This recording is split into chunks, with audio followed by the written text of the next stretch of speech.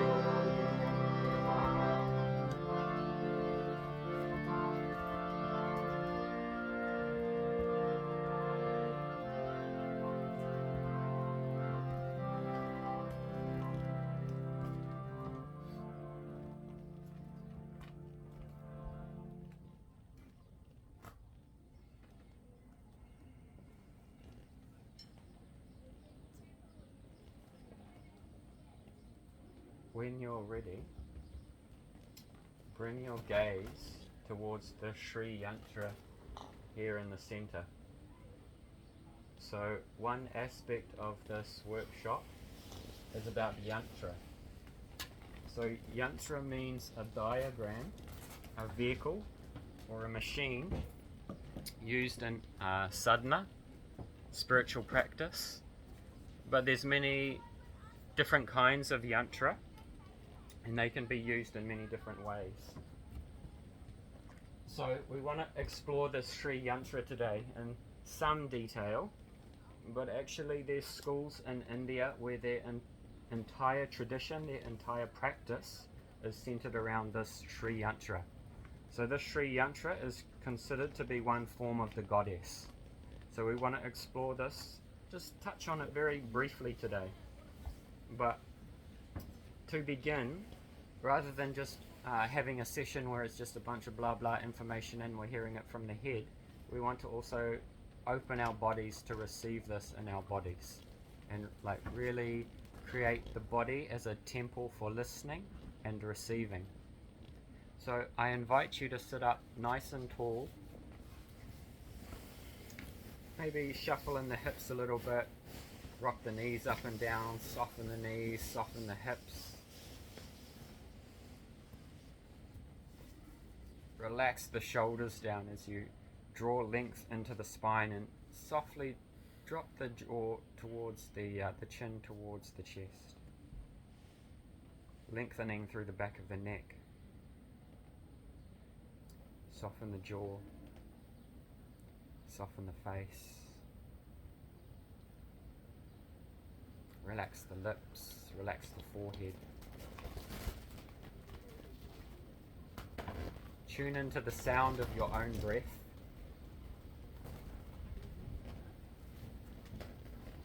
hear the sound of your own breath.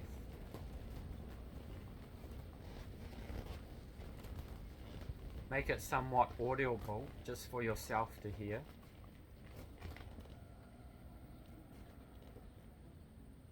Perhaps visualize the breath as an ocean wave as you inhale and the wave rolls into shore.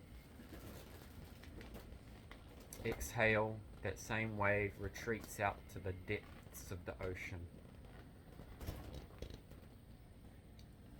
Aligning your body with the natural cycles of the natural world.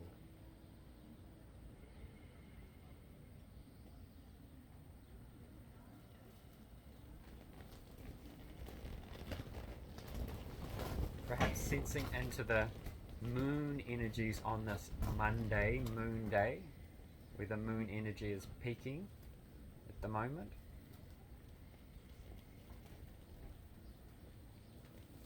Just noticing the mind.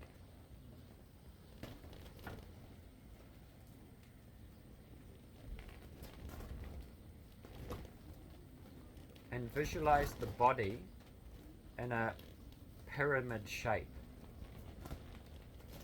with the base of the body obviously being at the widest point, the base of the pyramid.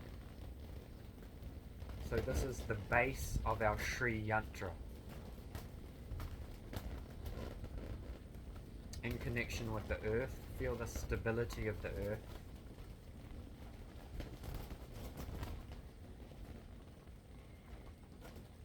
And perhaps invite in the color red, deep red,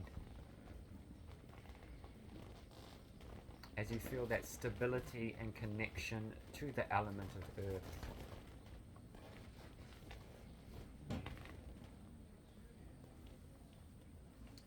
Connect to your sense of fragrance or smell.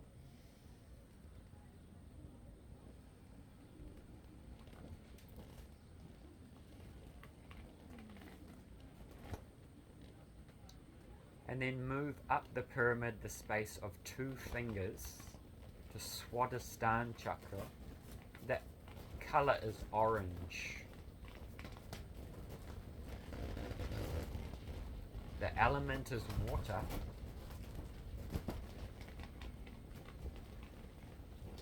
And this is the storehouse of our thoughts, our desires, our sensual energy.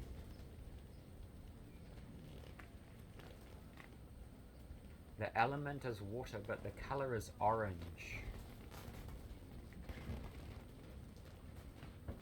Like a insatiable fire that cannot be satisfied. Desires burn, forever burn.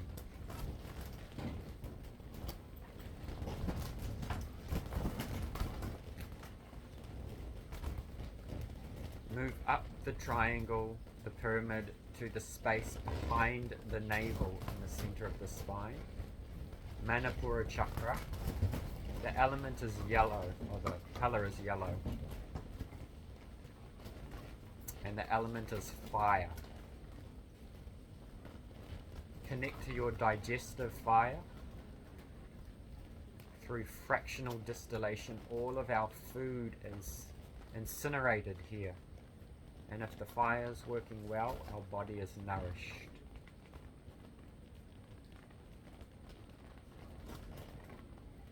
Ignite your inner fire, your Agni.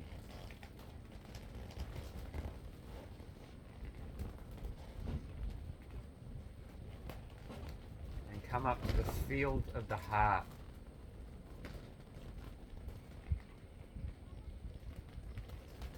The color is green. Visualize fresh spring growth, bright spring growth.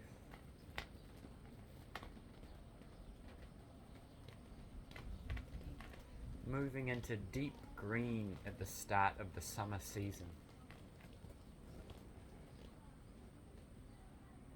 The element is wind and the sense is touch. So feel the breeze caress your skin.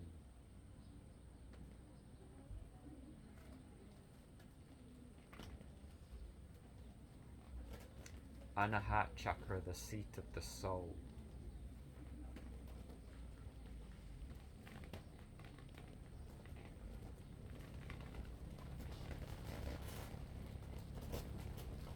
And then inhale up to the throat, keep breathing.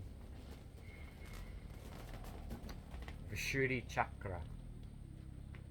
The element is Akash, space, ether, spaciousness. Hear the soundtrack of your breath at the throat. Feel the pulse of the breath at the throat. Ujjayi breath, the breath of victory. Drinking the nectar of the breath at the throat space. The colour is blue.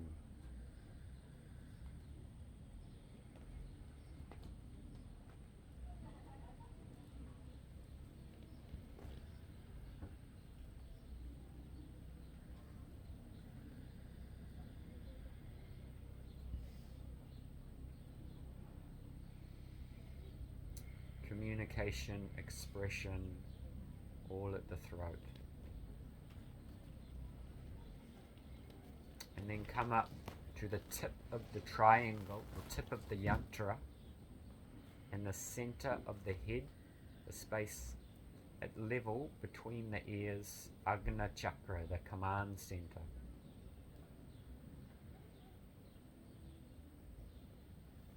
Where Shiva and Shakti meet, where Solar and Luna come together, the seat of the perceiver.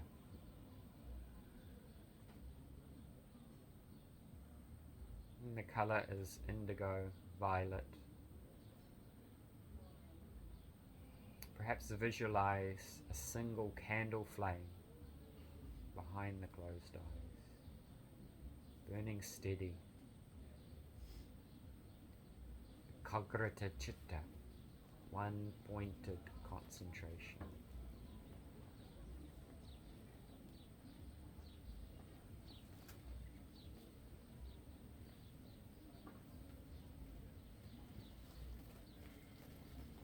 And then come to the space on the top of the head, the Sahasra, the 1,000-petaled lotus flower.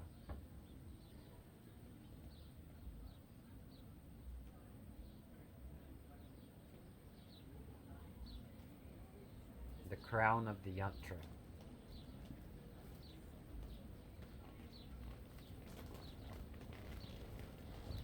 The plane of divine consciousness.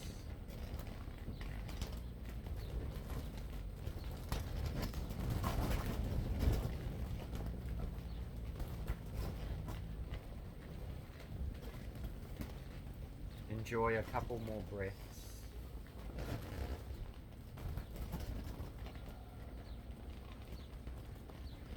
And when you're ready, inhale, raise your palms together above the head, and then exhale down, gently touch the crown of the head, the space between the eyebrows, the throat and the heart, and come resting at the heart. Take a couple of breaths in and out of the heart.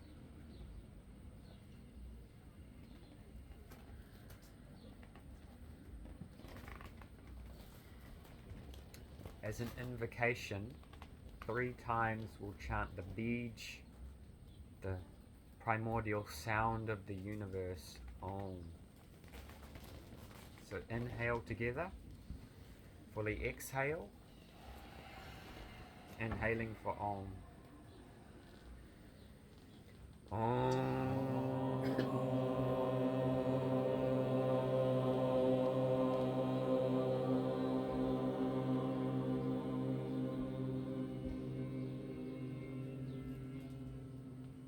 Twice more.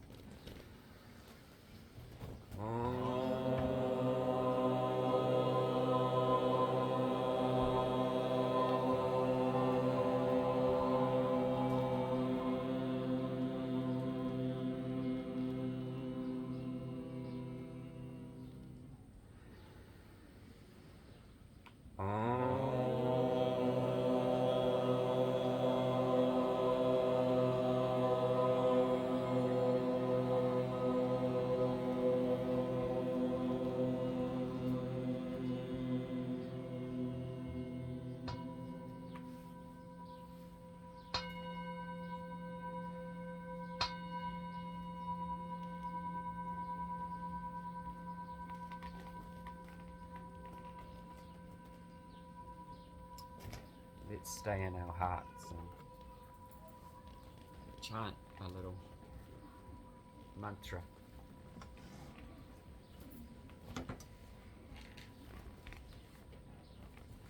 Mantra is comprised of two words, manas, which means mind, and trayate, which means that which delivers you from the clutching to the adherence of your own limited conditioned mind. That which delivers you from this suffering condition is a mantra. And we'll begin with this very ancient mantra from the Brihadaranyaka Upanishad. So repeat after me. Om Asato Ma Sadgamaya Tamaso Ma Jyotirgamaya Mrityorma Amritam Gamaya. Om. Om means Om. Asato. Sat means eternally existent. The prefix a in the beginning is a negating prefix, so it means asat, that which is unreal. Lead me from the unreal. Sadgamaya, to the real. Sad means real. Tamasoma, lead me from ignorance. Jyotir, Jyotir means light, illumination. Mrityoma, lead me from death to Amrit, to the nectar of immortality. So in other words, lead me from the unreal to the real, and with the light of transcendental wisdom, insight, realization, may I obtain my telos, my eternal good fortune. So you'll pick up the mantra. For those of you who aren't familiar with kirtan, it's call and response. So I'll chant one complete mantra, and then it's your turn to respond. You'll pick it up, it's pretty easy.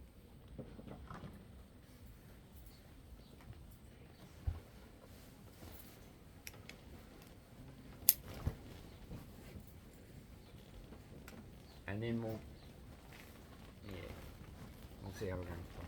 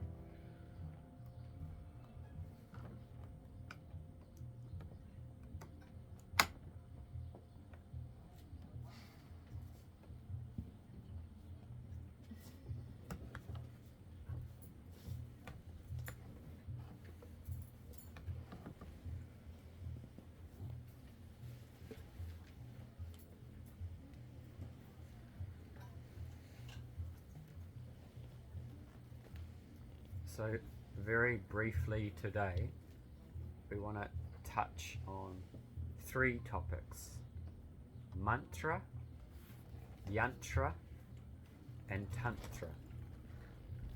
And I'm sure many people here in the audience have already had some connection with maybe one or multiple of these modalities.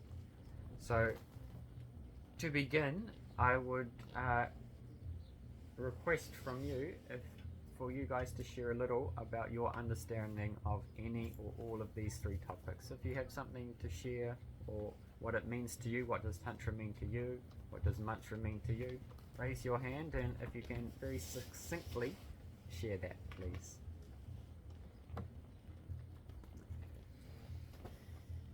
Yes. My brief knowledge that I have understood from the rituals, Yantra, as you described, are the yantras. Hindus have yantras in their puja sthals, worship areas. So we have Sri Yantra, Kuber Yantra, and multiple yantras like that for wealth and prosperity. Mantras are when you recite different type of mantras. For example, mantras to satisfy, the deities, or to elevate the planetary energies. And then Tantra is the ritualistic practices, the rituals that we do in spirituality. Thank you for sharing. Very nice summary there. Someone like to add more?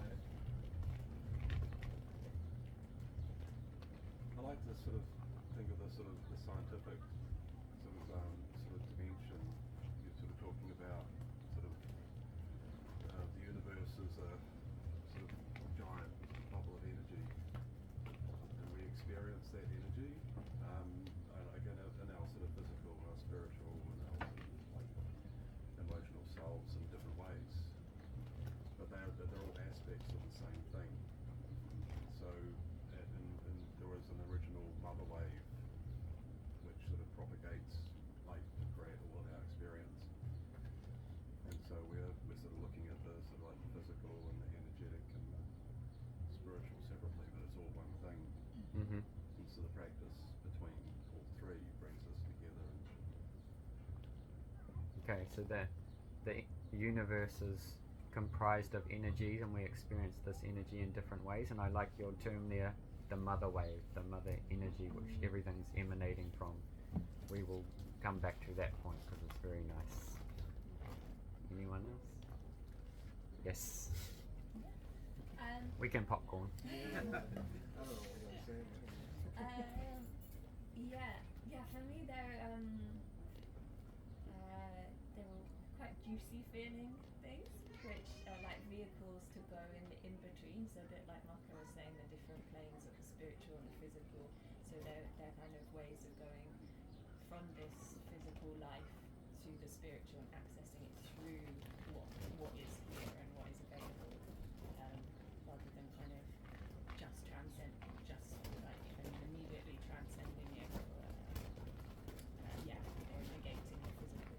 So it's like going through vehicles that are on this plane. They're tangible in some way. Mm-hmm. Yeah. So vehicles or instruments we can work with. Between the door of life and death, or going between. Thank you for sharing. I think of Tantra as tuning into the essence of love and the possibility of experiencing that in all things, and also the energy of expansion. So Tantra is the energy of love, and being able to tune in that, and the energy of expansion. Thank you, that's very nice.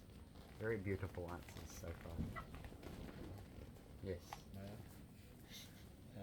Yantra I've heard commonly understood as I understand it as tool.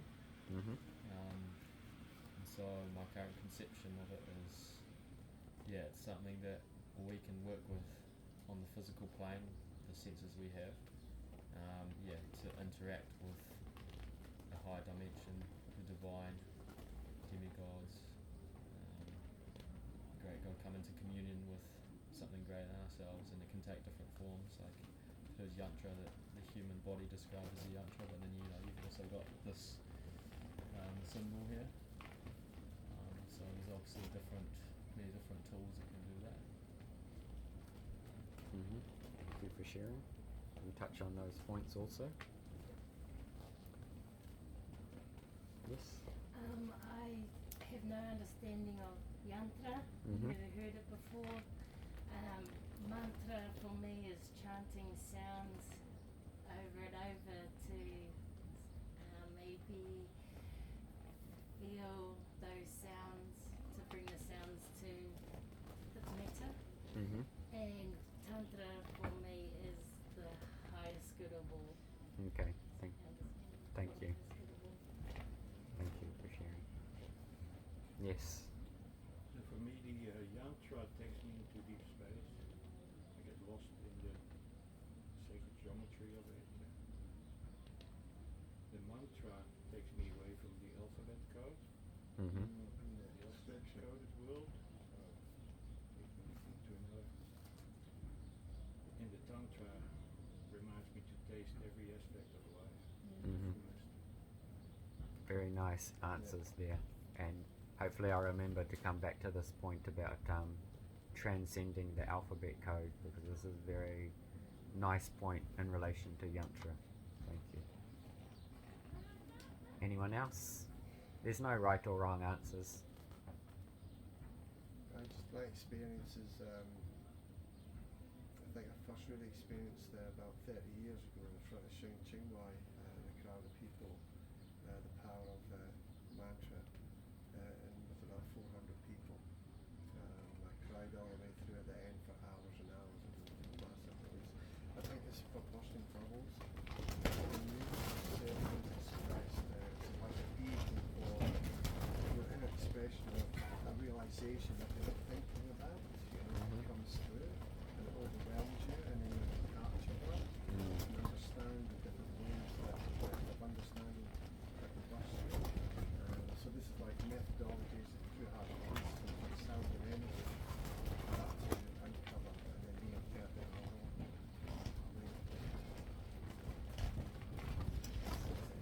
So we see some relation there between mantra and yantra, that they have the capability to take us into another space, to taste deeper, more rich aspects of this reality that we exist within.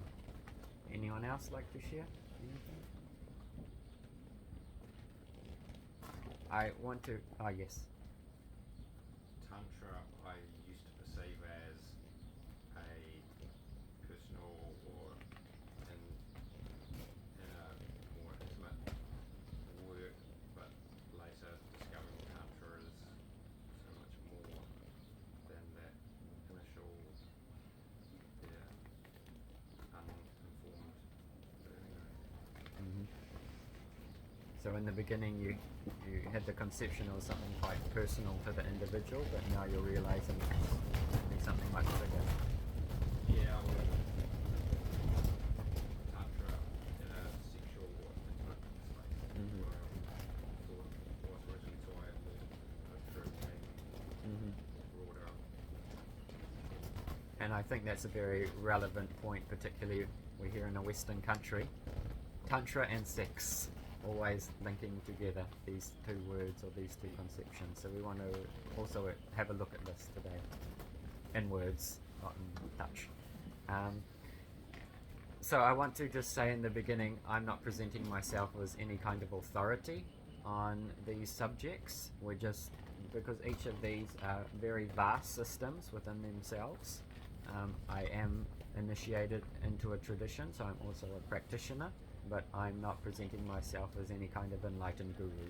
And I'm not also saying that if I have any kind of description whether that's the ultimate prescription or it's the exclusive way that you should exclusively look at this, because that we can approach all of these subjects from many different viewpoints. So we're just touching on these subjects very lightly today. What are you initiated into? I'm initiated into the Brahma Madhavgaudiya Sampradaya, and we will talk a little bit more about this today. India has many traditions, and we'll look at this a little bit when we're talking about Tantra, from Vedic traditions and as opposed to Tantric traditions, and how these relate to one another. So to begin, as has already been mentioned, this term Yantra, it can have different meanings, but commonly it can be referred to as an instrument, a machine, or a diagram. It's a kind of vehicle, and you can use this vehicle in many ways, and there's many kinds of Yantra. So there's the two-dimensional representation of a Yantra that we see here, the Sri Yantra, but there's many different kinds of Yantra, and each deity has their own two-dimensional representation of that deity. So there's the Krishna Yantra, there's the Saraswati Yantra, there's so many different Yantras. So Swami Satyananda Saraswati, he has mentioned in one of his books that there are realms of existence where only the Yantras exist. So many people, they have a fascination of sacred geometry. So they are basically, in one way, they are channeling that realm of existence where the archetype of the Yantra exists. And these are not just pretty pictures, but they represent multi-dimensional realities that you can enter into. So we see these in use in Vedic tradition and Buddhist tradition, but also we see their representation in even the Islamic tradition, like the hand of Fatima, that is one kind of Yantra, and also Jewish, you'll see numbers written in a square in certain sequence. They are also kinds of Yantras. There's many kinds of Yantra, and this body is also one kind of Yantra. So how you are sitting right now, what clothes you are wearing, you are sharing your whole life experience, because this is your Yantra. Don't worry, I won't look too deep. I don't want to know how crazy you are. I'm crazy enough myself. So we can say in one way, everything is a Yantra. In one way, everything is a vehicle. How are we utilizing these vehicles, and for what purpose? So there are many kinds of Yantra, astrological Yantras, like Prabhuji mentioned. If you have some problem in a court case, if you want to kill someone, there's also a kind of Yantra. If you pay me a lot of money, I'll tell you what that one is later. And you have to activate these Yantras. So there's certain practices for that, like there's people who practice and they activate these Yantras, and there's whole sadhanas, whole practices around going very deep into these realities. So also you'll probably be aware of the Buddhist mandalas that they make with sand, and these are also kind of Yantras. So Yantras are very widespread. Also different symbology used by various powers on earth are also kinds of Yantras. You may notice one on the money on in your wallet. These are also kinds of Yantras. Yantras are everywhere, all kinds of symbology, and they are programming our consciousness in some way. So let's look a little bit, let's feel in the body that this body is a Yantra. So in the Yantra, there's always a bindu. A bindu means a drop, or the center. So here you'll see this Yantra is not quite finished because we didn't have enough time, but there is a dot in the center. So as Lasdal says in the Tao Te Ching, remain in the center of the circle. So what's the po? What's the center in our own life? Take a moment to reflect on that, because each person's po will be different. Their bindu will be different. For some it may be their children, for some it may be their family, for some it may be money, for some it may be their God, For some it may be pizza. It can be anything. Just be introspective for a little bit and be honest, because there can be quite a vast gap between what we think is our bindu and actually what it is. Like if you actually take a moment with a notebook and write down what you actually do each day and what you think you do, I'm really interested in this, but then see how much time do you actually dedicate to that, and then see how much time you dedicate to Facebook or Instagram or TikTok or so many nonsense things. Oh, my bindu is actually TikTok, or it's, something nonsense. So just take a moment and reflect upon that for a moment. I was surprised when I done it for myself. A little bit disappointed.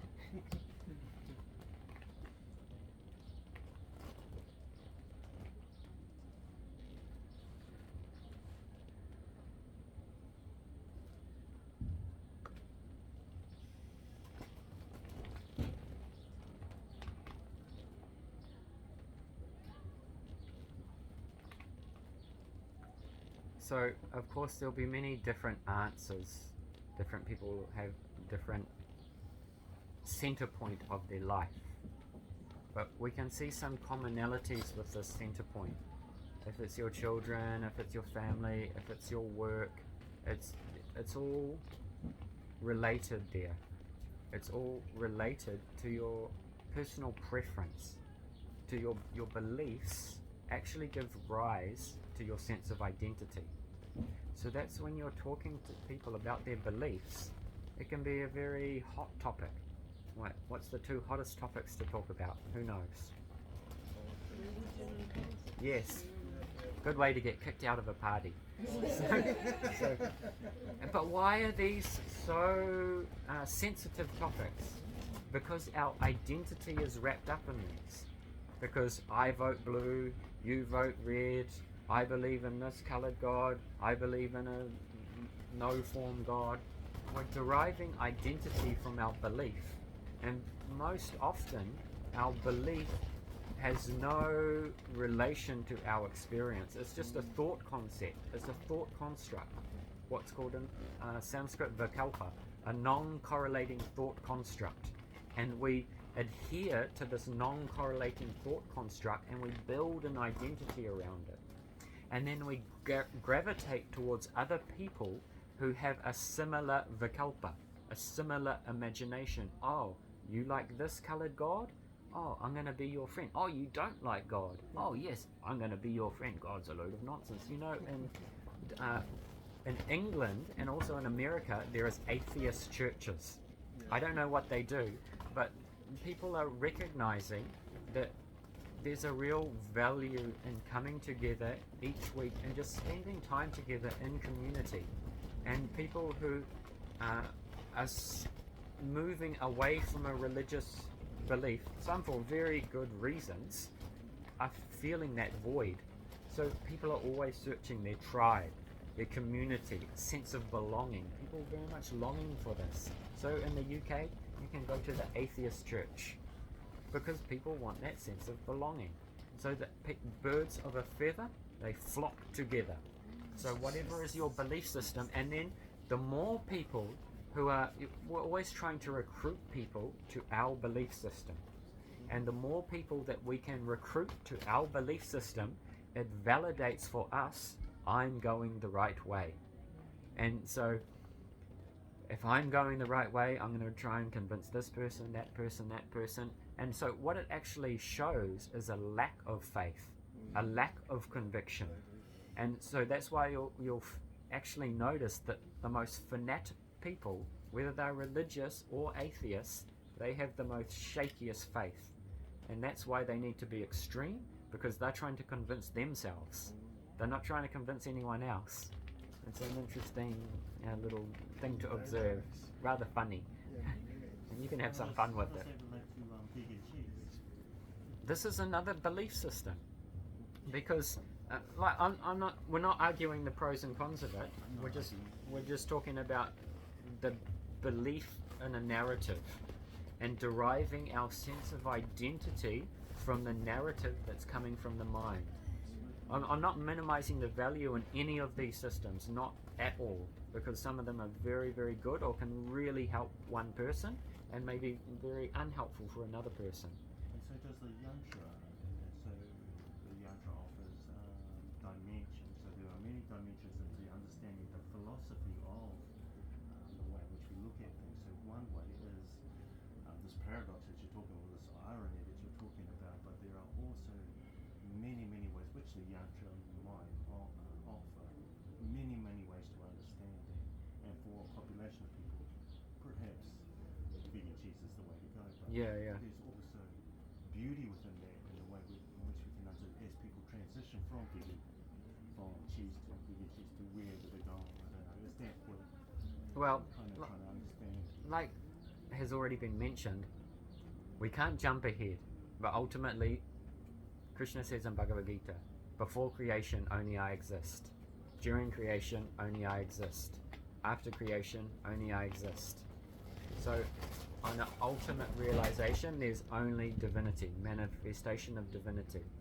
However, that's not so helpful for someone who's in a contracted state of consciousness. Like, okay, if everything's divinity, I'll just crack another beer, relax on the couch, and not try to participate in reality or involve and become a better person in any way. So, And so if we are there, what does it look like then? I mean, Very good question. We can always think about when we're not there, where we're mistaken or under the illusion. But what does it look like when we're there? What if we are there? we're starting off with the greatest questions. So, actually, so he's asking if we've already reached the enlightened state or the awakened state, what to from there? Experience. What you do the rest of your life is about experience. When you've answered a lot of questions and you're kind of comfortable in your skin. I spent 8 years writing poetry and philosophy. I was a lot younger, and I thought to myself, what if that question came up? What am I going to do for the rest of my life? You know, and it's kind of like I realised I'm here to experience and to learn everything I knew, and to learn all the different systems and all the different deities and what comes through, and all the new technology and all the new paradigm we're going into. So it's just encompassing everything.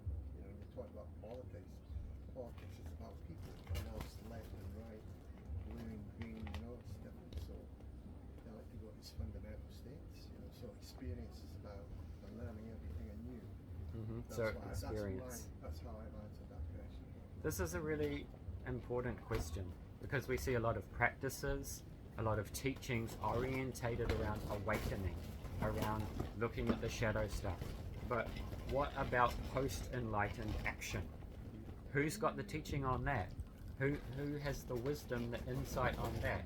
Because really, the post-enlightened action guidance has to come from someone who's enlightened, who's awakened, who can actually guide you there.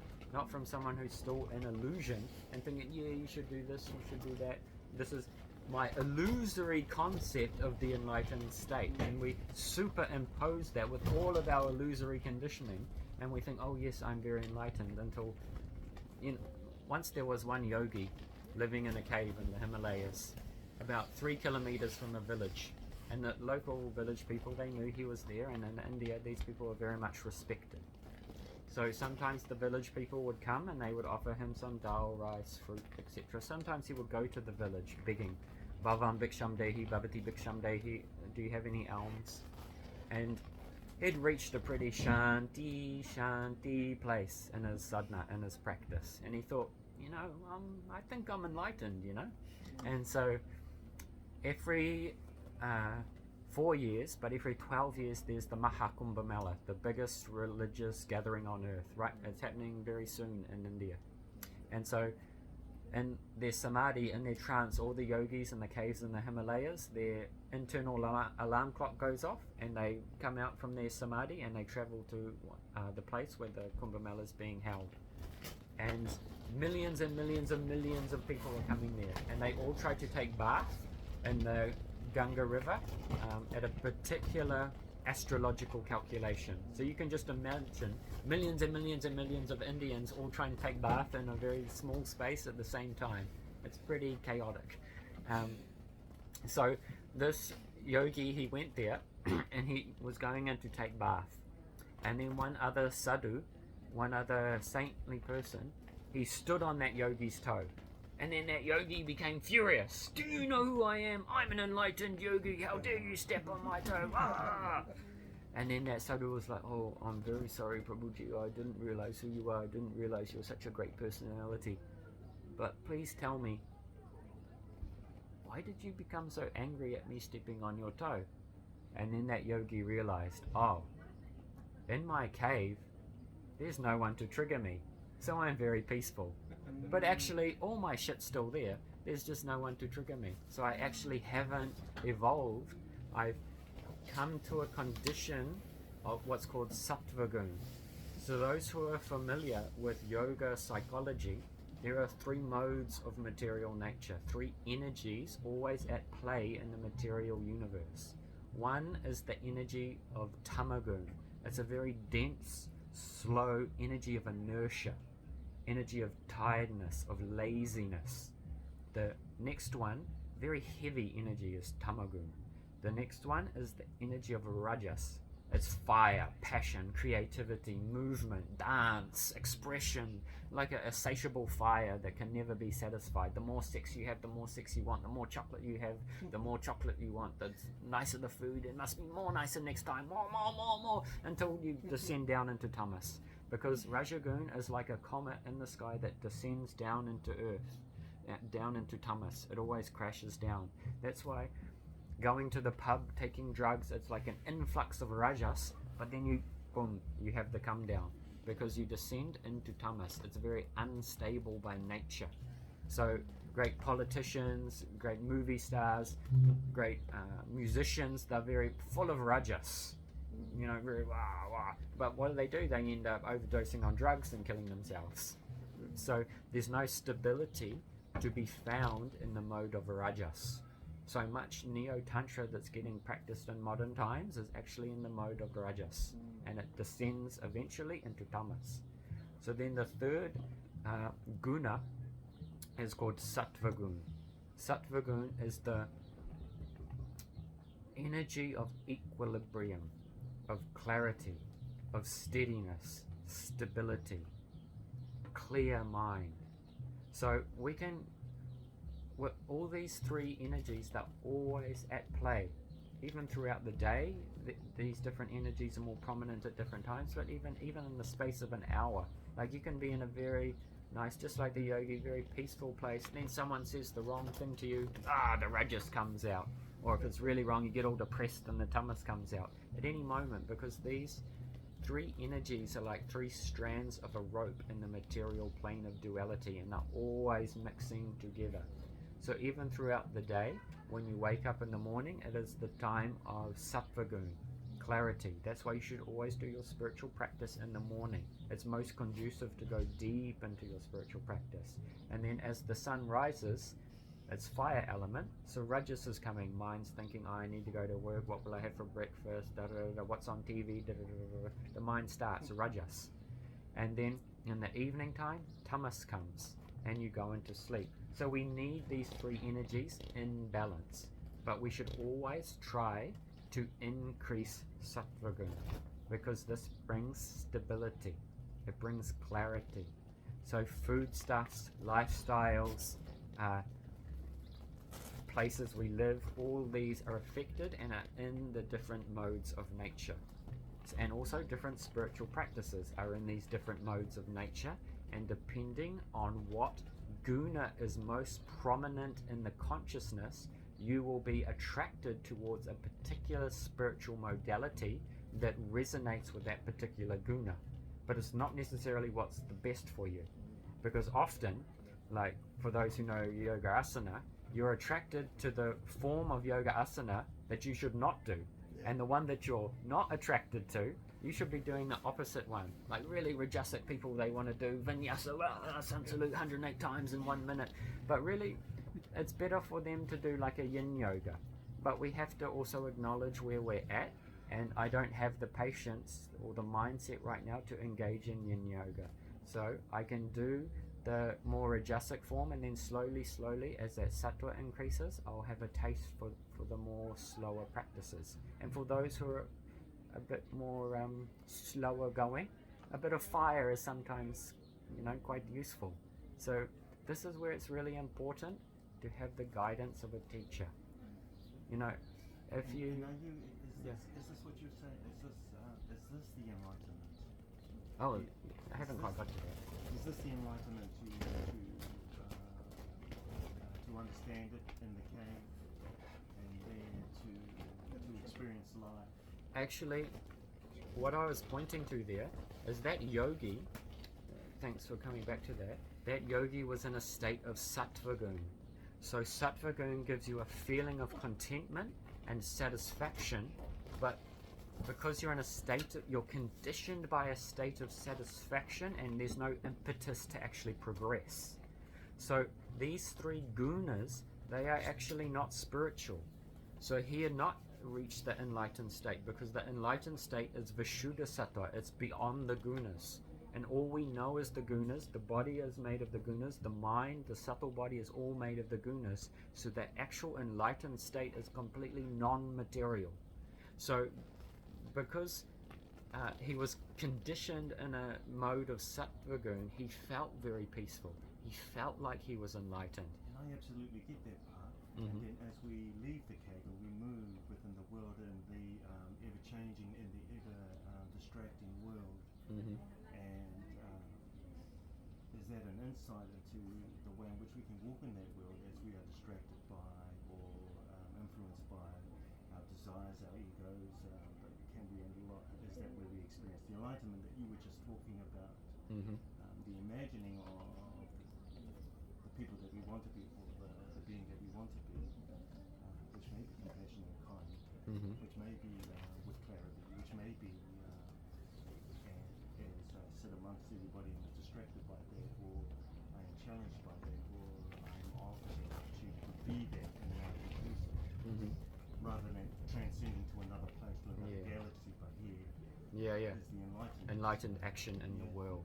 This is very much related and centered around the bindu, the central feature. So that's why I asked in the beginning, what's our bindu right now? And for the enlightened person, what's their bindu? What's the center what's in the center of the enlightened being's consciousness?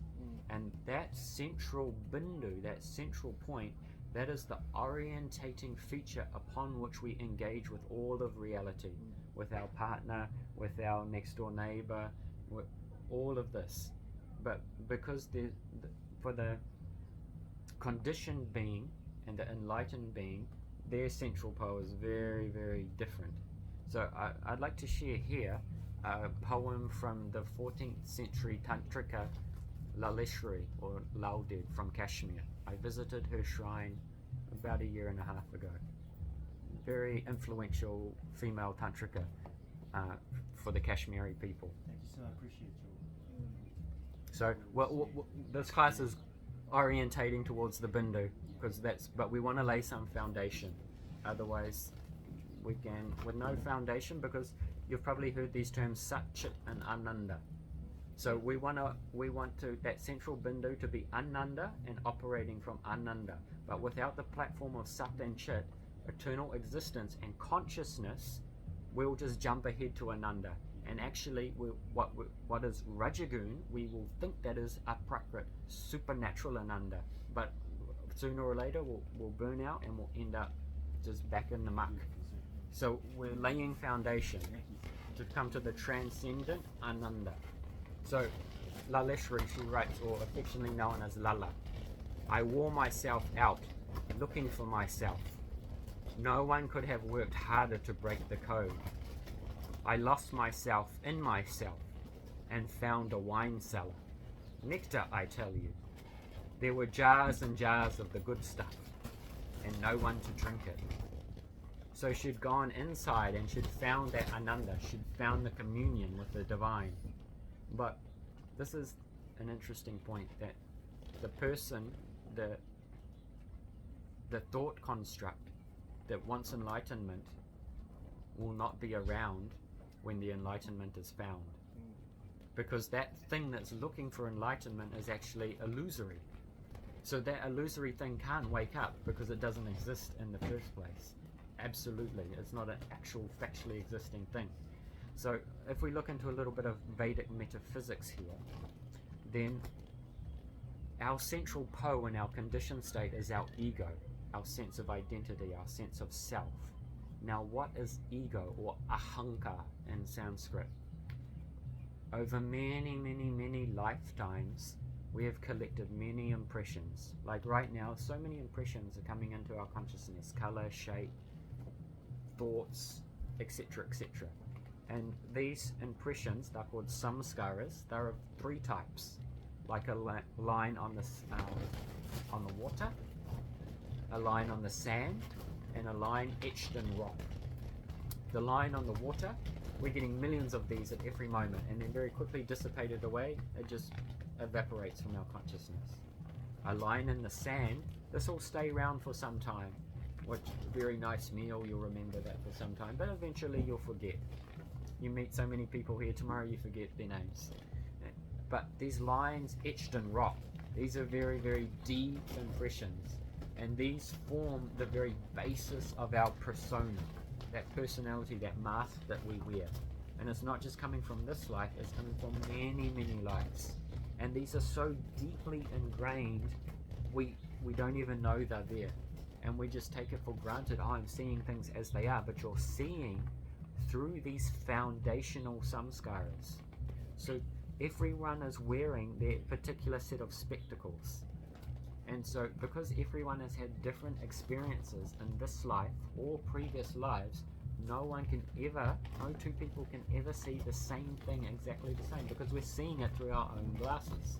And this causes a big problem in relationships, because, oh, why don't you just understand how, and why can't you understand me, blah blah, family. The closer someone is in our life, ironically, the more we imprison them.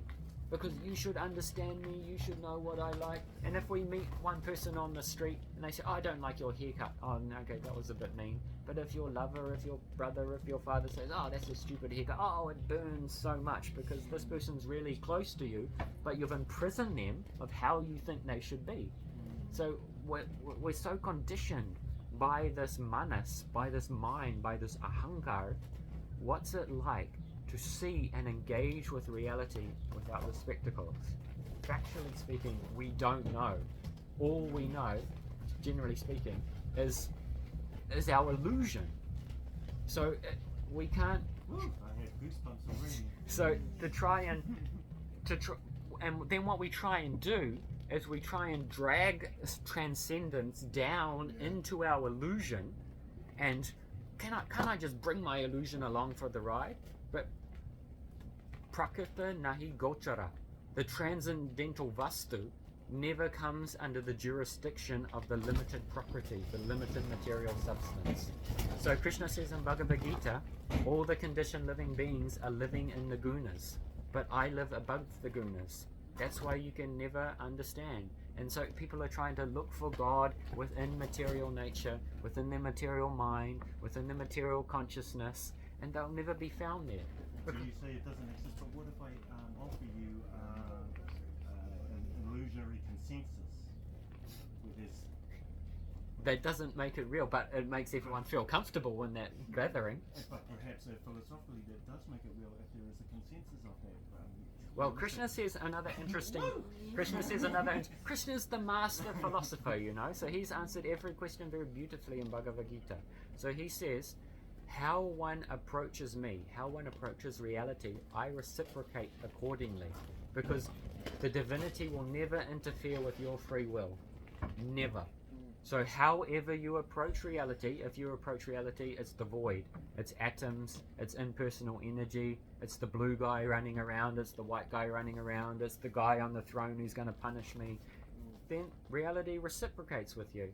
But when we become somewhat purified, or we hear from an awakened saint who's not trying to get followers, not trying to get money, but only interest is your good fortune, then from there we can get the Vishesh Samskara, the very deep spiritual impression in the heart. What's my ultimate welfare? And how does God want me to approach him rather than how do I want to approach God. Because God will reciprocate with you, but God has his own reality, has his own realm going on. So when I lose my egoic preferences, how does the reality want me to approach that? This is a very interesting question, and it's These are very very privileged kind of capacities to be in, to be able to extend oneself into that kind of thinking, into that, we that act- trance state. But and how did we all get to sit here by consensus, illusion consensus that this is a hard floor, so we all just walk on here without even thinking about it, whether or not it's hard. It all is the hardness is different when we all think about it. What kind of hardness is it? But it's enough for us to walk on here and So, be here in this space. Sorry. In simpler terms, Krishna said that I'm both criminal and the victim. I'm both bad and the good. I'm both plus and the minus. Hence, I'm beyond plus and minus, beyond good and bad, beyond victim. And so that is something you try to combine these both aspects. Yes. And then the God says, I'm both. Yes, I'm both, yes, I'm bad, I'm yes. both. So that's why he is beyond, and until you stay good or bad, there is no way to experience. And once you are neither good nor bad, you disappear, so only good remains. But I think you've got to understand that the divine native is divinity is native within you. Just that we forgot so much, that's kind of power. Talk about relationships as well. What I find interesting is there's a lot of Thank you, proverbs sir. that they talk about that helps an awful lot. The same emotions that are in women are in men. However, different in tempo, therefore man and woman never cease to misunderstand one another. So if you understand that, then you can really be free and help your divine nativeness into the other person, not into the other person, but to share, to open up. so to touch upon what is the bindu for the enlightened person.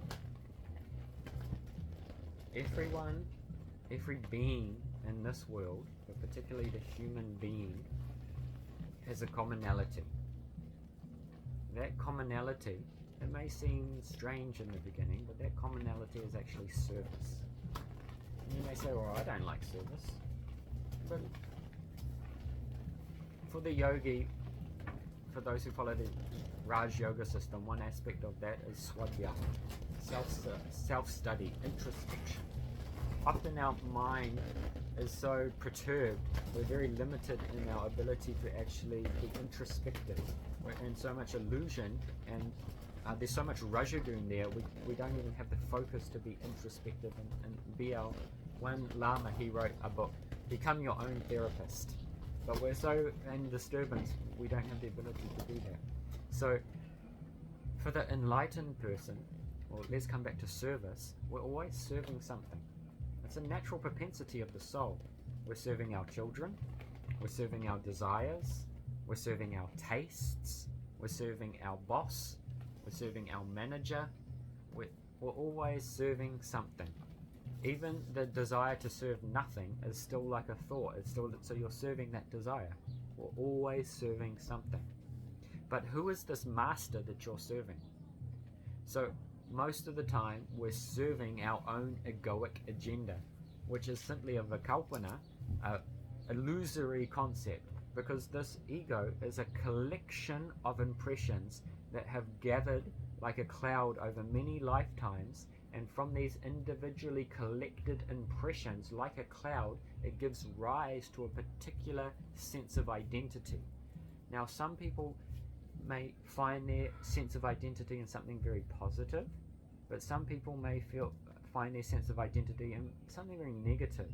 I'm a victim, this is always happening to me, she done that to me, my parents were like this. So we're always deriving our identity through our experiences and our beliefs, but these have no absolute factual eternal existence. So the foundation of our identity through which we engage with life is based on an illusion. Now Shankaracharya, he has three levels of existence, just to give some support for the mind, to help us understand. One is the Paramatic Satta, one is the Paribhasic Satta, and the other one is the Vyavaharic Satta. So the Vyavaharic Satta means the shared empirical existence. It doesn't matter what belief system you have, we all stood on this platform to come in here. There's one sun rising in the sky. You can give it different names, etc., but there's one sun and we can all share it. Doesn't matter what country. So there's a shared empirical existence that we all experience. Within that, there's the Paribhasic Satta, a dream within a dream. So most of us are living in this little dream world in our own head, because if you ever notice, inside your brain is like a little commentator giving commentary all the time to everything. Like when you watch a sports game on TV, on the radio, there's a commentator, oh, now the ball's going here and it's passed him to him. The little commentator in your head right now is like, oh, when's this guy going to shut up? When can I? Blah, blah, blah, blah, so boring. I know more than this guy. It's always giving commentary. And the crazy thing is, we believe this commentator, and 99% of the commentary is absolute bullshit. It's a vikalpa. It's got no actual connection with reality. There may be some relative truths, don't get me wrong.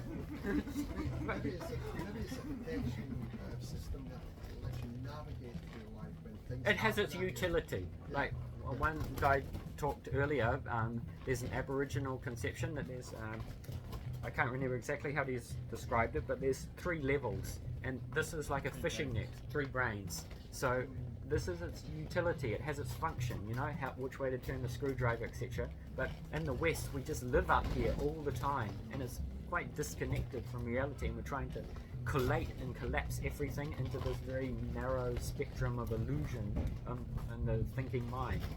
So we want to have our sense of identity grounded in what we actually are, not what we think we are. And when we're navigating life from that place, it's a very, very different experience. It's not to do away with the thinking mind. It's not that if you're walking along the road and, oh, I'm bliss, everything is bliss, I'm all floating in God and I'll just get hit by a bus. Like, we have to be practical. We want to be grounded, you know? So, you know, there's a saying in Zen, at the start of enlightenment, there's trees and mountains. In the middle, they cease to be. And in the end, once again, there's trees and mountains. So in the beginning, we think, oh, this world is all there is and I can enjoy and la la la la la. But everyone here is going to die. And with that level of consciousness, how is your soul really progressed? Because, you know, everyone wants a lasting state of contentment, of satisfaction. We've got very different ideas about how that's going to be. Some for heaven, some it's 10 houses with a nice jacuzzi, 10 cars. But there's a commonality. If I just obtain this, if I just get this, I'll be happy, I'll be peaceful, and it will last. But where does this desire come from? Really, if you really think about it. Because everything here is temporary. Every lover, every relationship, your children, your car, your house, this planet, the sun, this entire cosmos will be reduced to dust. So from where is this samskara, from where is this impression coming that something's going to last? Because it's not in our experience, so from where is it coming? So T.S. Eliot, he says, this is actually a sign of my eternality. Because my soul is eternal, and it's Amritasya Putra. It's your birthright to inherit this eternal plane of existence where that can be fulfilled. But right now, due to our aversion, due to our hankar, we have found ourselves on this temporary plane of duality because we're actually averse to obtaining that state of consciousness where that can be fulfilled. We actually, due to ego, we enjoy suffering. Like, you know, I've talked to many people in prison, and people become conditioned in prison, and they'll when they get released, they'll choose to commit a crime to go back to prison because it's comfortable with what's familiar. There's no rent, there's no high petrol tax. You get some pretty bad food, but it's every day. You know, we become habituated even to our suffering condition because it's familiar. So this material, this samsara, this endless cycle of birth and death, we've been in here since beginningless time, so we're conditioned to that. But still, there's the calling of the soul. When can I attain that eternal state of contentment? And that can't be found in this plane of duality. We can access that plane of consciousness, but our eternal destination is not this plane. This is like a school. So like Ram Dass says, try taking the curriculum. Yeah. This is not Swarga. This is Bhuloka. This is the plane of duality. It could be worse. There's hellish planets also. But so we have to understand the planetary system that we are on and not try to make it into another planet that it's not, because you're going against nature then. You're actually going against the natural cycle. To try and work in harmony with the natural order. And then this will lead to the expansion of consciousness. And one monk, he says, enlightenment is freedom from all fear. And another great saint, Bhakti Rakshak Sridhar Maharaj, he says all fear comes from our forgetfulness of our common guardian. We all have a common guardian who's our best friend, whose only interest is our welfare. And that personality is just waiting. He's actually sending so many things, books, teachers, so many things. Please come, establish your loving relationship. But we're like, no, not interested. No, I'll just find it over here. We're the prodigal son, going very, very far, like Jonah into the whale, until everything else finally we get smashed by samsara so many times, and then we realize, because there's three kinds of intelligence. Those who learn by hearing, first class. Those who learn by seeing, second class. Those who learn by sticking their hand in the fire, third class intelligence. And maybe you can see in your own life, we all have our unique karmic package that there's certain things we just, maybe this time it'll work out. Just don't. And all our friends are like, no. But, and then if we're lucky, finally, yeah, I'm pretty stupid. I'll stop doing that. It's possible the knowledge is richer if I put my hand in. There is that aspect. Well, it's like a nature proverb, the hand that gives and loves, and you've got to experience life. It's the hand that takes and kills, which is nature. So if you don't experience that, then you don't experience the totality, even though you don't want. Does that make sense? This is a nice point. I'll come back to that. Yes. Yeah, Spirit tells me to share a life experience I had around enlightenment. Mm-hmm. It's not about this personality, it's about the experience. I was on Pohara Beach, top of the South Island near Takaka, big white beach. And I was just in contemplation. This was before became Krishna devotee. I was just in contemplation. Mm-hmm. And I contemplated the idea of a nuclear explosion blasting whole Earth at smithereens. So I was expecting a certain feeling from that contemplation. So the visualization comes up, and I'm walking on this beautiful beach. I have the sense of this whole planet is going into smithereens, and I have this beautiful feeling of ecstasy, of relief, of nothingness. And I was told that's my enlightenment experience, and within that experience I realized how many times in this lifetime I had similar experiences, which I didn't recall because I drop out of the samadhi experience. It's not a continuous experience. Mm-hmm. And it's not something I can jump back into. I thought I'd share that with you. Yeah. Well, Pohara campsite when I first immigrated, when I saw the flying saucers and walked around. So that's weird. It's a coincidence. Yeah. There's actually a Buddhist meditation technique where you meditate on the dissolution of the earth, and it's in the West we're very much we hide away from death But if you were in an Eastern country, death is in your face. It's part of reality. And this is what the Buddha saw, you know. So death is real. And this human life is very, very short. And it's actually a great privilege to take this human birth. Don't think just because you have the human birth now that you'll take human birth again. It actually doesn't work like that. So make the most of this very, very precious human birth to come out of this plane of duality so you can actually inherit your true inheritance. Be situated in your spiritual consciousness.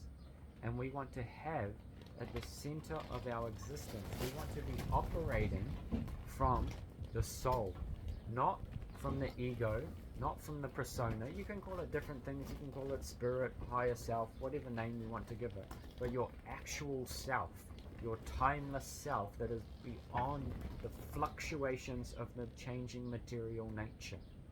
And this eternal spiritual self has an eternal relationship with the Supreme Self.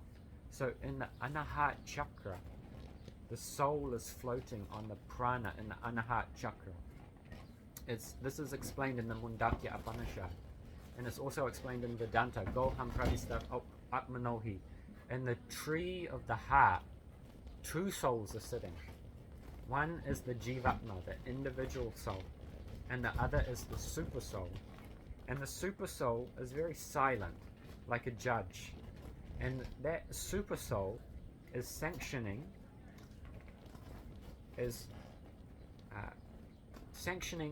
what will happen in your life in accordance with your karma and your desire. Like one saint, he says, for those who really like surfing, in their next life they'll be born as dolphins. So because nature, reality, will give a body that can fulfill the desire that you have. So actually many people in the human body, they're actually living like animals.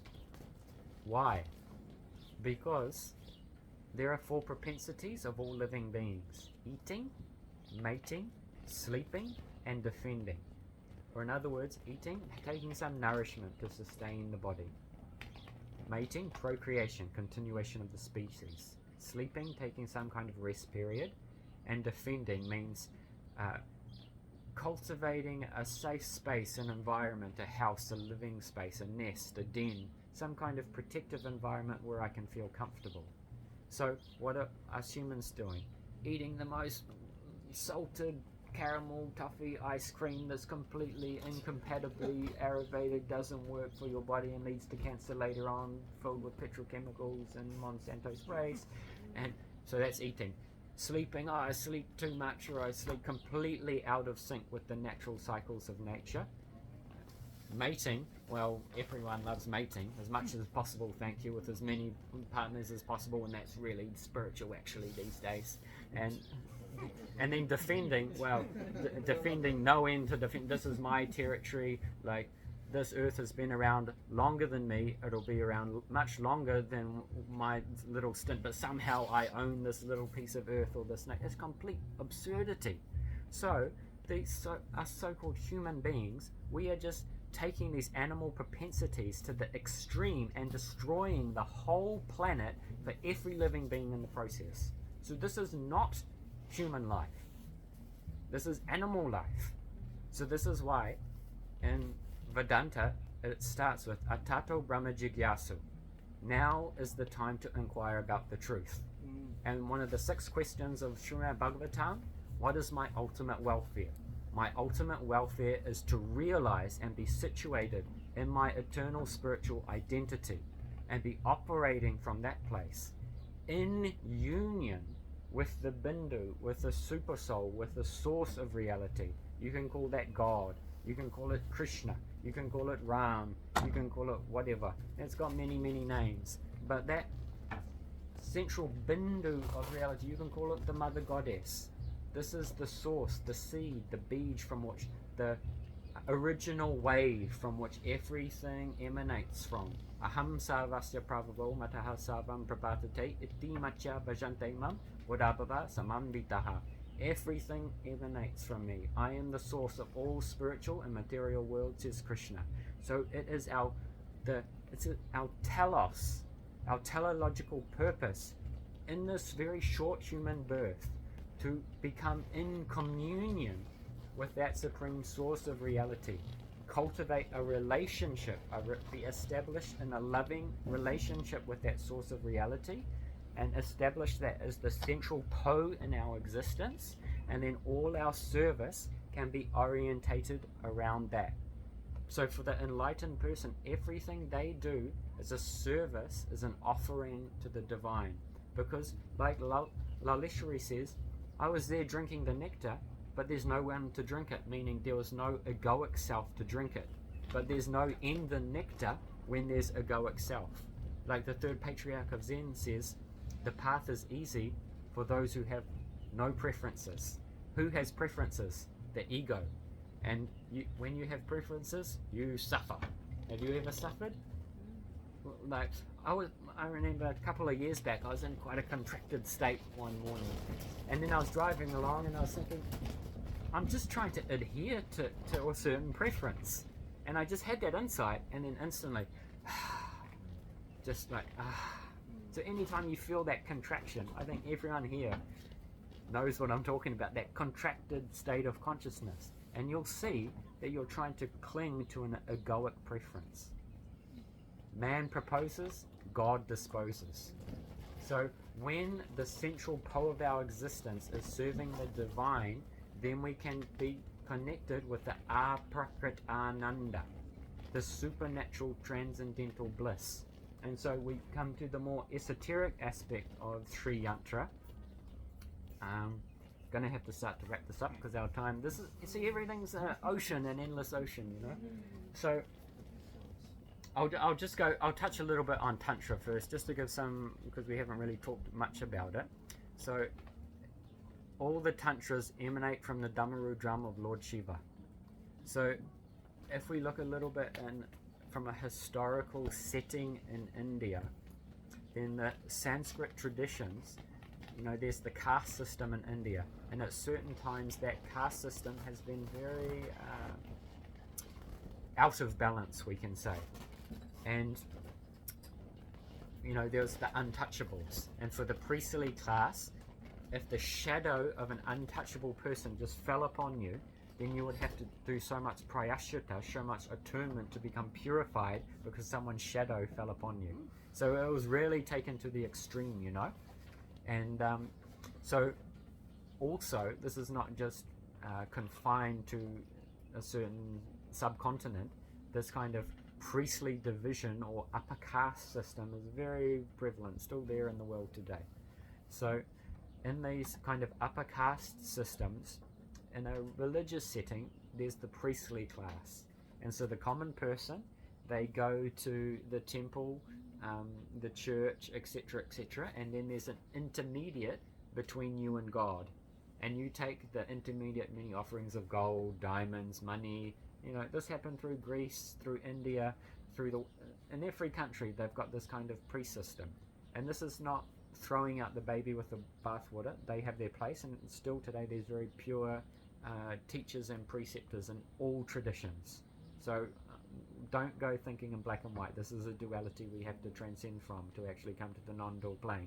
But when this becomes the pendulum swinging one way too much, and things are becoming very Puritan, you have to pay a lot of money to these priests for rituals. It becomes very expensive, and God's out of reach. He's only obtainable through the church, through the temple, through this, through that. So then, almost out of necessity, the Tantra started to arise, because one meaning of Tantra means to weave the common practices of daily life towards divinity. So, because the real Puritan view is this is clean, that is unclean, and you know that creates a lot of duality in the mind. So rather than actually overly focusing on the purity, cultivates more duality than actually taking you towards non-duality, and then doing a practice that we're not qualified for. I'll just try to be a very high-level tantrika and I'll see the God in everything. Then that just descends us down to rajas and tamas. So we need to be very sober and introspective and honest about ourselves. So, you know, it's very popular today, neo-tantrism, try to enjoy with many partners. This is, we're trying to spiritually justify our material desires and dress it up in spiritual clothing and thinking I'm going to be very, very elevated in my consciousness doing that. And okay, this can be a valid method for actually a very small number of people, but most people, they're just trying to dress up sense enjoyment in spiritual clothing, and that will just take them down into a more contracted state of consciousness, actually, ultimately. So, you know, there is practices in Tantra where some eating of meat is condoned in very small amounts, or there's particular traditions in India like Agora, who hang out in the cremation grounds. They smear their body with the ash of the cremated corpses. They eat out of a corpse with their dal and rice out of even the brain stem of so, but their practice is to see God in the most disgusting thing. So this is not a sadhana, a practice for the common person, for the Western person going to their Christian high school and then they're suddenly going to jump to something else. It's a little bit not realistic. And so this is a practice for a very small number of people. And actually Tantra is a very vast and intricate system. There's a lot of ritual in Tantra, there's also a lot of scripture in Tantra, and there's a lot of very secretive practices that are handed down by initiation by qualified gurus.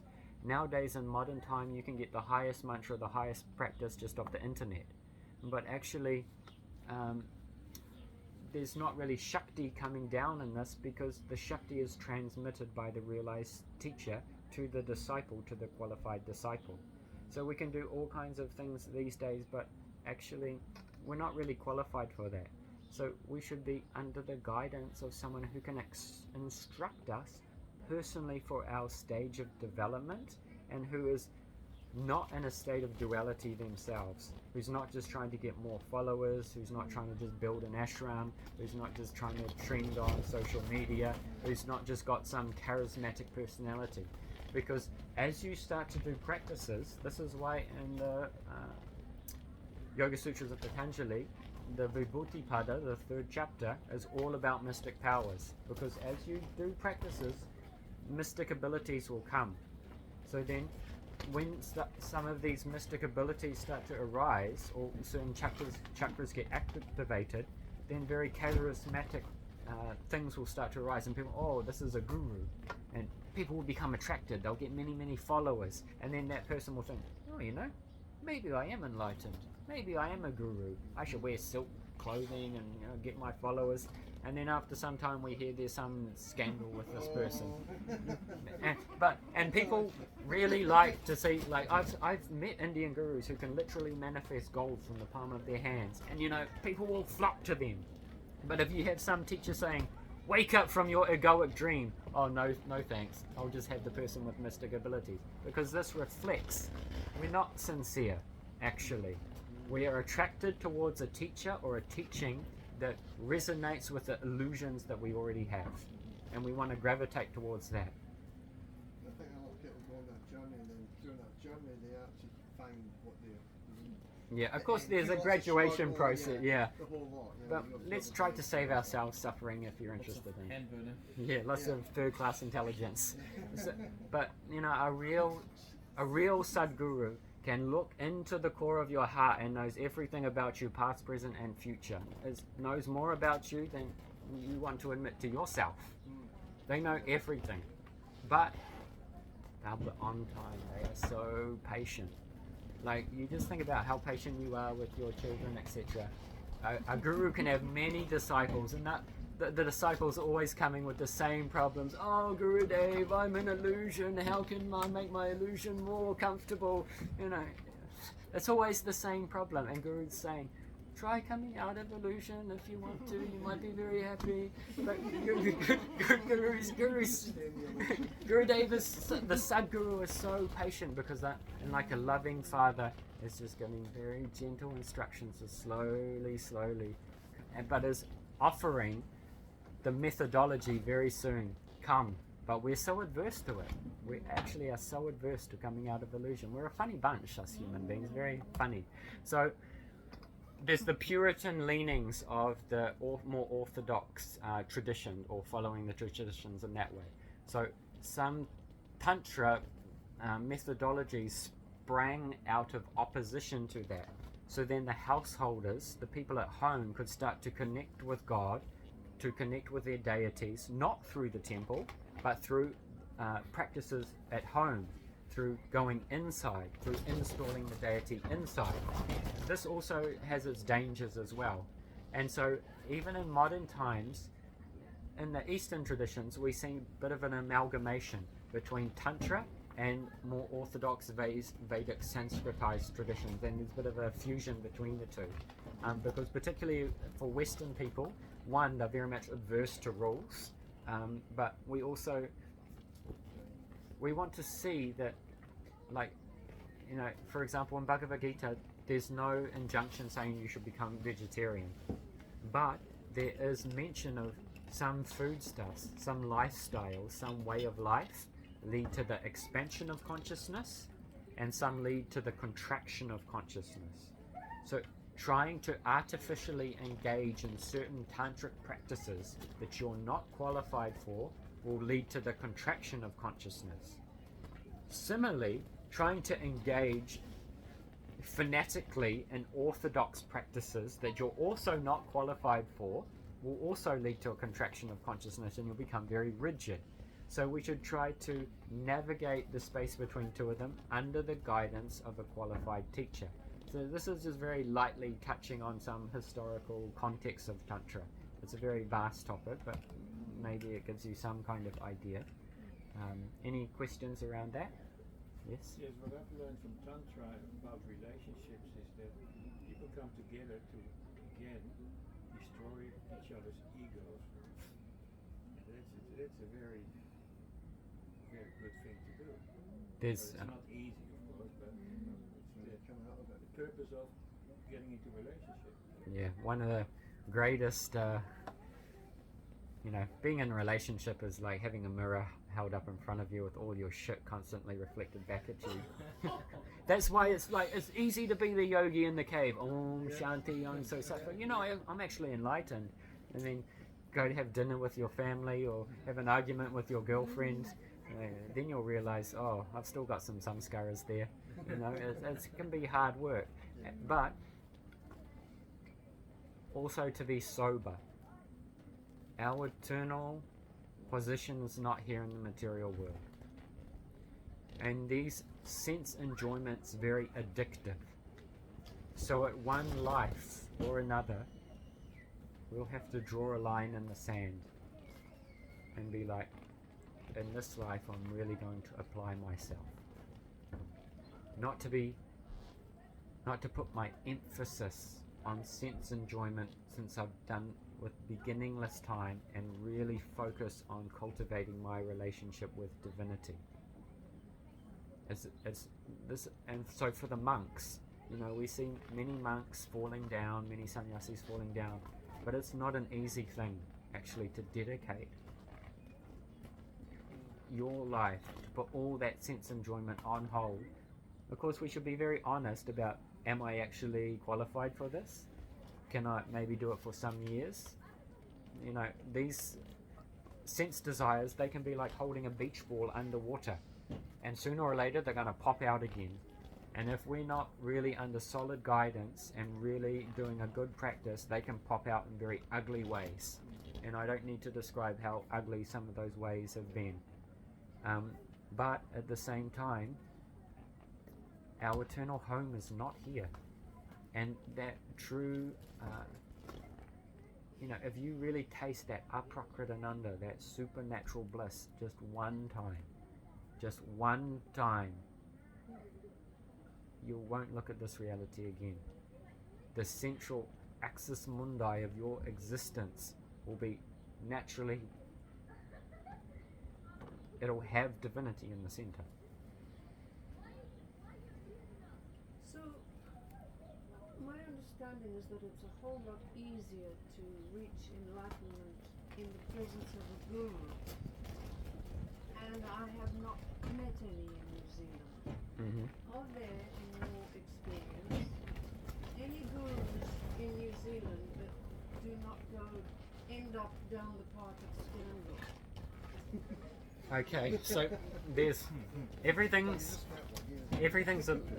there's many foundational things we have to try to enter into each to get a thorough understanding. But the point, I'm sure you've heard this saying before, when the student is ready, the guru will appear. So actually, everyone has a guru. You might think you don't have a guru, but everyone has a guru. And guru's just sitting there waiting very patiently, sending some books, sending this person, sending some teaching, but you're like, no, I'm alright, I'm enlightened, I'll find my own way, no. Sticking the hand in the fire all the time. But also, for some people, God's mercy is everywhere. Just like right now, there's about 70% moisture, humidity in the air around us. But we can't take a cup and just scoop it and have a drink. That mercy has to condense into the form of a cloud, and then it will rain that shower upon us. So, depending on each individual, depending on sincerity, there's a verse in the Yoga Sutras, for those who are eager, the goal is very close. So, when we're very sincere, when that's really burning like a fire, then God's mercy will condense into a personified cloud, and Sri Guru will physically manifest and pour mercy upon you. But for some people, they may need to spend many decades in the physical presence of the Guru. And other people maybe spend a couple of days, couple of weeks, but they receive a lot, and they can really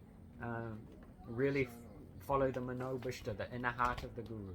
So it's different for each person, but what's really important is sincerity. And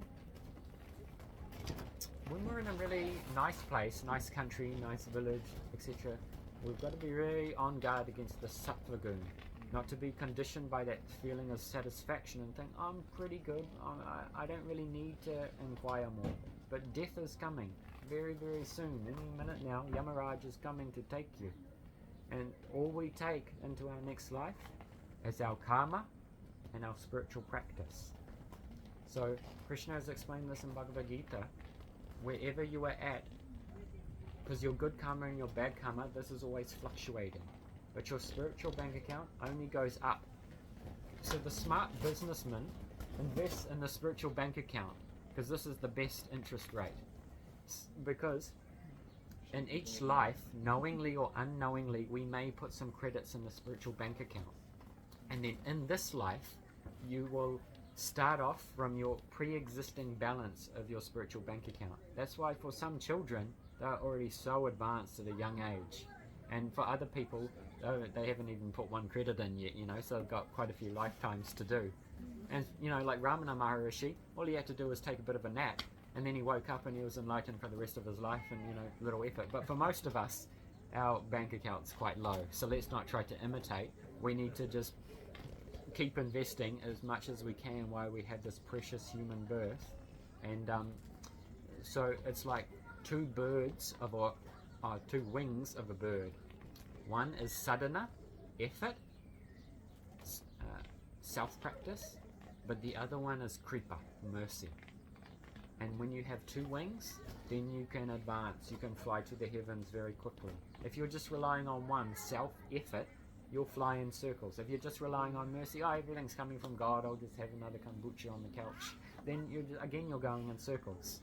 So we need both. Like there's a saying in Zen, spiritual awakening is an accident, but spiritual practice makes you accident prone. So try and make yourself accident prone by being sincere, doing the effort, so God's mercy can flow to you. And then we'll gravitate towards that central bindu. And that central bindu is beyond any illusory thought construct.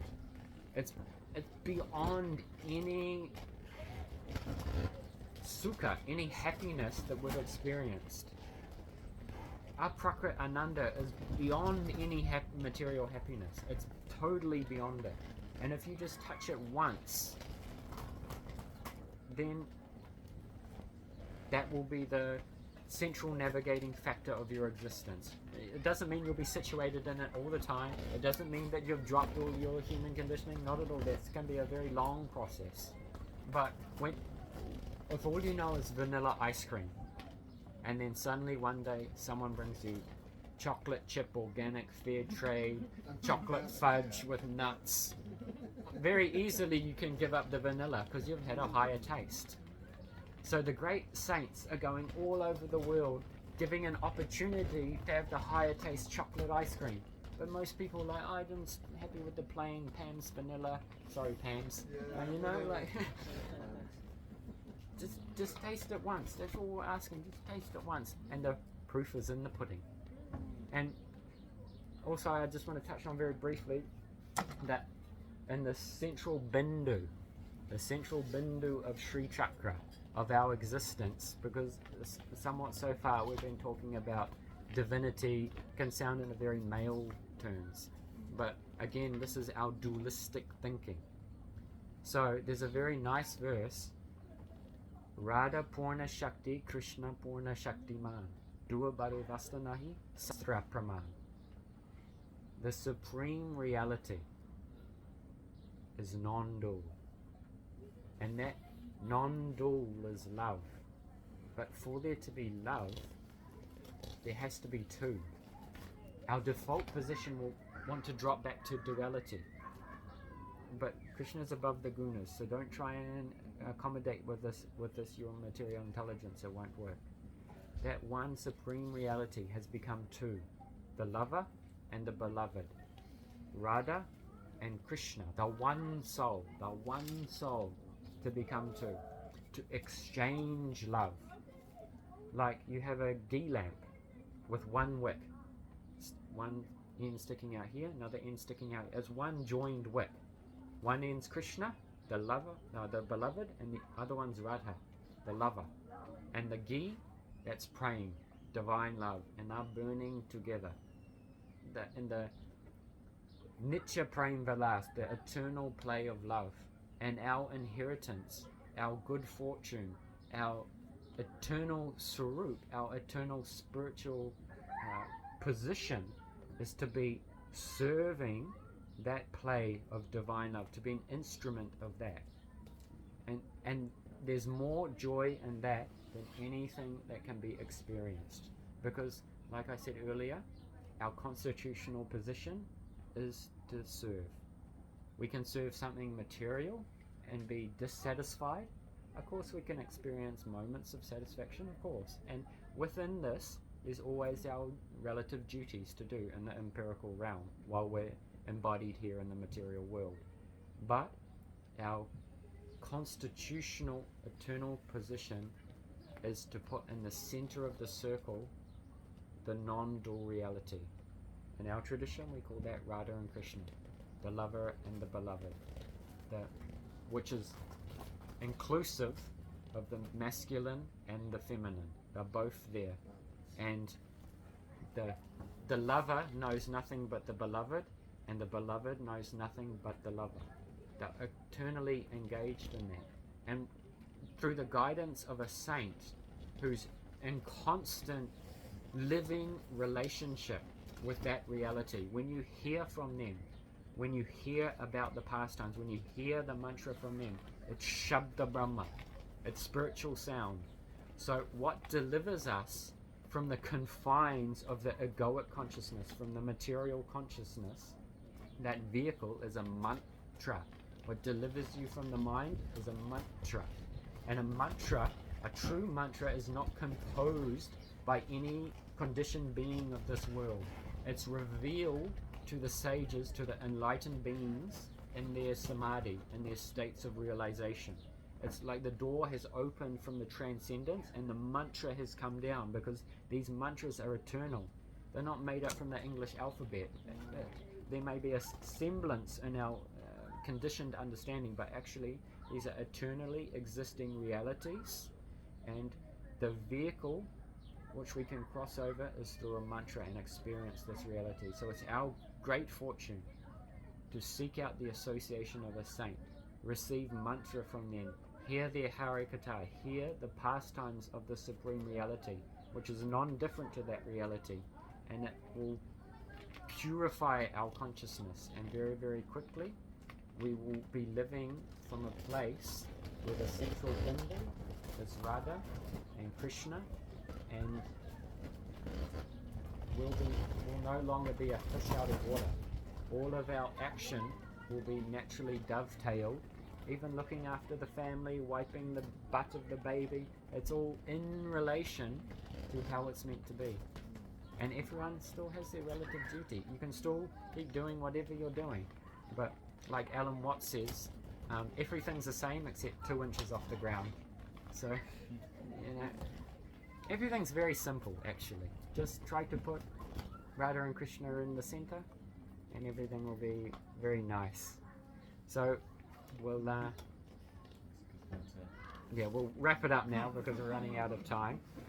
I'll just end with one quote from Mirabai, the great Krishna Bhakta, whose family tried to poison her so many times. You know, Maya, illusion, doesn't want you to wake up. Like when the Buddha was sitting under the Bodhi tree on the eve of his enlightenment, Mara came and tempted him in so many ways. Satan came to Jesus when he was sitting in the desert. Illusion will come in so many, and your ego will manifest outwardly in so many ways and say, no, you just stay, because the ego's been your master since beginningless time. So it doesn't want to let go of control. So your family, your so-called friends, everyone is trying to. Dao says in Dao De Ching, the great way is easy, but people prefer the side paths. I invite you, just take the very easy path. Put Radha and Krishna in the middle. Your family can poison you, so many things, but if the intention is here, everything will be okay. Not maybe the way you want it, but what's best for you will manifest. So here's a poem from Mirabai. Out in a downpour, in a sopping wet skirt, and you have gone to a distant country. Unbearable heart, letter after letter, just asking when. My Lord, when are you coming? So let's chant together and invite the Supreme Reality into our life.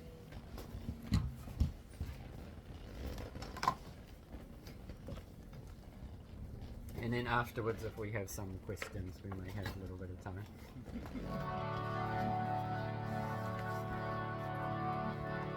Hare Krishna. Hare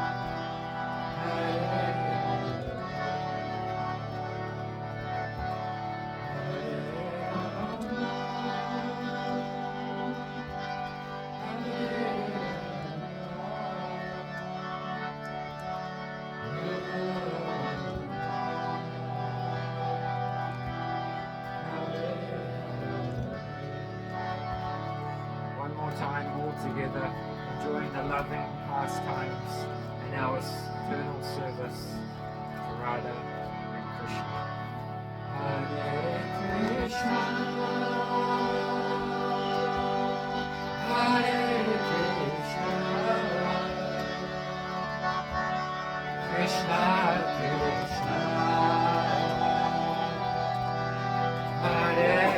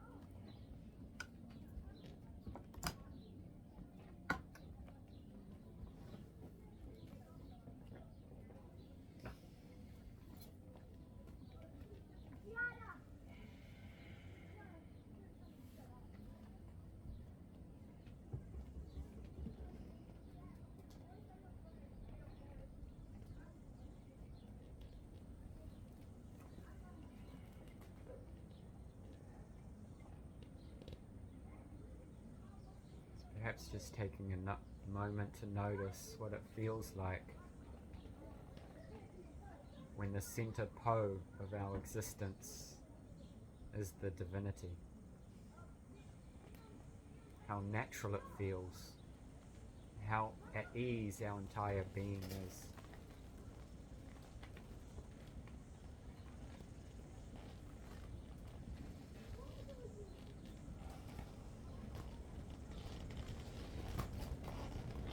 Hare Krishna. Thank you all very much for joining, sticking around. If anyone has any thoughts, reflections, questions, complaints, very much welcome. I'd rather have a complaint than a compliment. I've got a big list here. Okay, very good. Because Not praised but understood.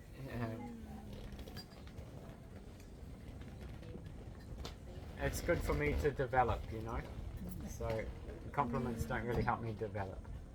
We're always looking how to be a more refined instrument for the divinity. So your feedback is appreciated. If you don't feel comfortable sharing it here in front of everyone, we've got a little book table. I think most of you know where we are. You can come talk to me or Vainu and Andini one-on-one. And yeah, we travel around and we offer talks and kirtans and different events. Our teachers actually come into New Zealand in April, first time in 8 years. So I very much wholeheartedly invite you. Please come and hear from him no matter what tradition you're in. To hear from any great saint from any tradition is the most valuable thing in our life. So he'll be giving seminars in Auckland and Whangarei. Those locations are definitely confirmed. So that's in April. And you can get on our mailing list or WhatsApp group and stay informed with other offerings as well. We have Facebook, we have Instagram, we have WhatsApp, we have email, we have pigeon mail. Pigeon mail? Yes, messenger pigeon. Yeah, so if you'd like to be informed around programs in Whangarei or Auckland, just put down your email and a phone number here. We promise we won't spam you, just be letting you know where we're going to be. We're also, sorry to interrupt. We're also offering a free online class every Wednesday, 7 p.m, starting next week maybe. Yeah, and this actually covers the topics that we've been touching on today. The title of the book that we'll be having a discussion on is called Jiva Dharma, which the translation literally translates to what is our eternal purpose, what's our eternal function of the soul. And many profound things are covered in this work, but it's presented in a very simple way, questions and answers. But people from many different backgrounds, worshippers of energy, Muslims, logicians, people with rational minds are all coming and broadening their context of understanding. So If you'd like to join on Zoom, you're most Can you welcome. repeat the title? Jiva Dharma. Jiva Dharma. Jaiva Dhamma. Yeah. We have copies of this thing as well. The amazing thing about this book is that it's written by a great saint who was beyond these dualities that we've been discussing today, and has, from that perspective, that insight, talks about the different levels of progression in terms of one's realization and relationship with the divine. And so one can, through studying this book, which we'll be doing, one can understand where is my eligibility, where am I in relation to the divinity, and look, okay, here's the goal, and these are the steps forward I can expect, and what are the obstacles that commonly experienced at that stage where I am right now. Yeah. So it's a very helpful roadmap in one sense.